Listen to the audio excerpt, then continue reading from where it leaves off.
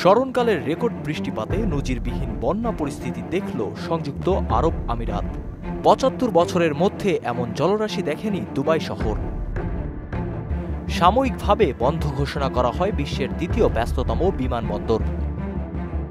জলবদ্ধতার কারণে ফ্লাইট জটিলতায় চরম ভোগান্তি পোহাতে হয় যাত্রীদের। গাড়ির মধ্যে পানি, বাড়ির মধ্যে পানি, সড়কে মহাসড়কে থই থই পানি। ওয়ালটন ফ্রিজ কিনে অনেকের মতো আপনিও হয়ে যেতে পারেন মিলেনিয়াল। সেরা পণ্যের সেরা অফার। দুবাইয়ের বাসিন্দাদের কাছে এমন পরিস্থিতি ছিল কল্পনারও বাইরে, কারণ মরুর দেশে বন্যা হতে পারে এটা ছিল তাদের ধারণারও বাইরে। দুবাইয়ের বন্যা নিয়ে জল্পনা কল্পনারও শেষ নেই। ২৪ ঘন্টার অস্বাভাবিক বৃষ্টিতে এমন রেকর্ড বন্যার পর কৃত্রিমভাবে বৃষ্টি নামানো নিয়েও গুঞ্জন উঠেছে। বিবিসির মতো আন্তর্জাতিক গণমাধ্যমও খতিয়ে দেখেছে বন্যার পেছনে কারণ কি হতে পারে।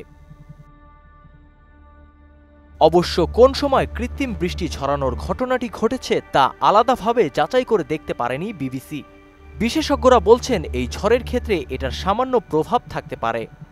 বৃষ্টিপাতের রেকর্ড যাচাই করে দেখা গেছে দুবাইয়ে বছরে গড়ে ১০০ মিলিমিটারের কম বৃষ্টিপাত হয়, তবে মাঝে মধ্যেই ভারী বর্ষণও হয়ে থাকে। দুবাই থেকে ১০০ কিলোমিটার দূরে অবস্থিত আল আইন শহরে ২৪ ঘন্টায় ২৫৬ মিলিমিটার বৃষ্টিপাত রেকর্ড করা হয়েছে। উপসাগরীয় অঞ্চলে বৃষ্টিপাতের ধরন নিয়ে আবহাওয়াবিদ মার্টিন আম্বাউম জানান, বিশ্বের এই অংশটি সাধারণত দীর্ঘদিন বৃষ্টিহীন থাকে, তবে অনিয়মিত ভারী বৃষ্টি হয়ে থাকে। এরপরেও এটা ছিল সবচেয়ে বিরল বৃষ্টিপাতের ঘটনা। ক্লাউড সিডিং বা কৃত্রিমভাবে বৃষ্টি নামানো নিয়েও কথা বলেছেন কেউ কেউ।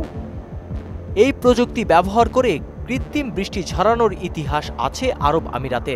উড়োজাহাজ বা ড্রোন দিয়ে সিলভার আইডাইডের মতো ক্ষুদ্র কণা নিক্ষেপ করে মেঘের আর্দ্রতাকে ঘনীভূত করার মাধ্যমে কৃত্রিমভাবে বৃষ্টি নামানো হয়। কয়েক দশক ধরে এই কৌশল ব্যবহার করা হচ্ছে। পানির সংকট মোকাবেলায় সাম্প্রতিক বছরগুলোতে আমিরাতও এই কৌশল কাজে লাগিয়েছে।